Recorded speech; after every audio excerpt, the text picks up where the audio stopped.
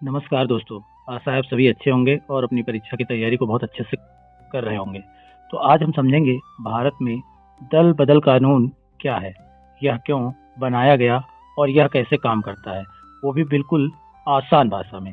अगर आप क्लास 12 नागरिक शास्त्र या किसी भी एग्जाम की तैयारी कर रहे हैं तो यह टॉपिक बहुत ही महत्वपूर्ण है और सबसे ज़्यादा पूछा जाता है। तो आइए हम लोग समझते हैं इसका संपूर्ण और सरल विश्लेषण कि भारत में दल बदल कानून कैसे आया और कैसे काम करता है। तो सबसे पहले हम लोग यह जानने वाले हैं कि दल बदल कानून है क्या। तो जब कोई सांसद, एमपी या विधायक, एमएलए एक राजनीतिक दल के चुनाव चिन्ह पर जीतने के बाद अपनी पार्टी को छोड़कर दूसरी पार्टी में शामिल हो जाता है तो इस प्रक्रिया को दल बदल कहते हैं। और भारत में इसी प्रक्रिया को जो है दूसरे नाम से भी जानते हैं। तो आइए जानते हैं किस नाम से जानते हैं।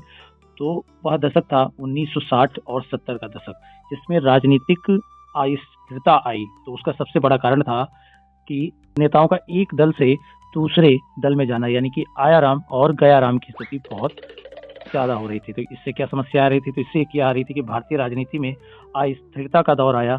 नेता अपने निजी लाभ के लिए बार बार पार्टियां बदल रहे थे। इसी कारण कई सरकारें गिर गईं।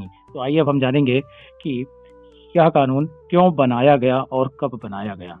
तो यह कानून इस दल बदल कानून का संवैधानिक समाधान करने के लिए वो सन याद रखेंगे 1985। अस्थिरता को रोकने के लिए 1985 में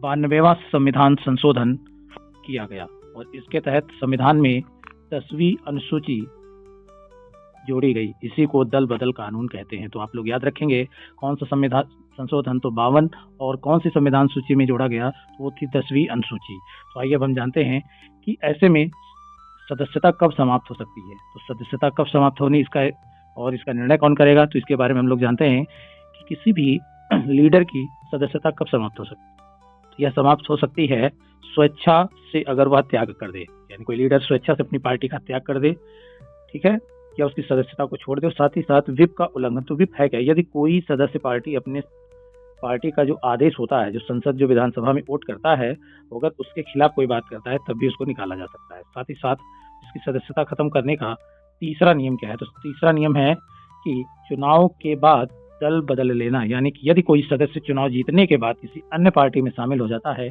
तो उसकी सदस्यता समाप्त की जा सकती है। जैसा कि आपको मैंने पिक्चर में दिखा रखा है, आप देखेंगे कि पहले वो जीते, उसके बाद उन्होंने वह कोट उतार करके दूसरा पहन लिया, यानी कि दूसरी पार्टी बदल ली। तो इसी तरीके से उस दशक में कहा गया आयाराम और गयाराम। तो यह निर्णय लेगा कौन कि इनकी सदस्यता कब और कैसे समाप्त की जाएगी। प्यारे बच्चों, आप लोग देखेंगे कि यहाँ लोकसभा और दूसरी तरफ है राज्यसभा। तो लोकसभा का जो स्पीकर होता है वह इसका निर्णय लेगा और राज्यसभा में इसका निर्णय लेगा चेयरमैन जो उसका होगा, ठीक है। तो इनका फैसला जो है अंतिम माना जाता है। इस बात को आप जरूर याद रखेंगे, न्यायिक समीक्षा के यह अधीन भी होगा। तो आगे हम लोग समझेंगे कि इसमें कुछ अपवाद भी हुए। तो कुछ अपवाद कैसे क्या हुए के बारे में जानेंगे कि जो यह हमेशा के लिए वैध नहीं है। 3/4 सदस्य एक साथ टूटकर दूसरी पार्टी में शामिल हो जाएं तो इसे दल बदल कानून के तहत विलय माना जाएगा, यानी कि वह पार्टी जो है रूप से कमजोर हो रही है, उसकी नीतियां देश हित में नहीं है, इसीलिए लोग जो है जाना चाहते हैं। तो इस विलय को ही कहा जाता है मर्जर, यानी कि जो मर्जर है वो पूरी तरह से लीगल और वैध माना जाएगा, ठीक है। तो आइए इसके बाद हम लोग देखते हैं कि दल बदल कानून के फायदे क्या हैं। तो फायदे क्या है? तो सबसे पहला जो इसका फायदा है वह है कि राजनीतिक अस्थिरता को समाप्त किया जाएगा, यानी सरकारें बार बार गिरने से बचती हैं। और दूसरा, भ्रष्टाचार पर रोक लग जाती है, यानी सांसदों विधायकों की खरीद फरोख्त कम होती है। वही और तीसरी बात है लोकतंत्र, यानी लोकतंत्र का ढांचा मजबूत होता है। तो कानून की कुछ आलोचना भी की गई, उस आलोचना के बारे में हम लोग पढ़ेंगे। तो सांसदों की स्वतंत्रता, यह कानून सांसदों को अपनी अंतर आत्मा या जनता की आवाज उठाने से रोकता है। उसका मेन कारण क्या है? वही विप, यानी किसी पार्टी के द्वारा बनाए गए नियम और कानून। और निष्पक्षता पर भी सवाल खड़ा करता है। किस प्रकार से?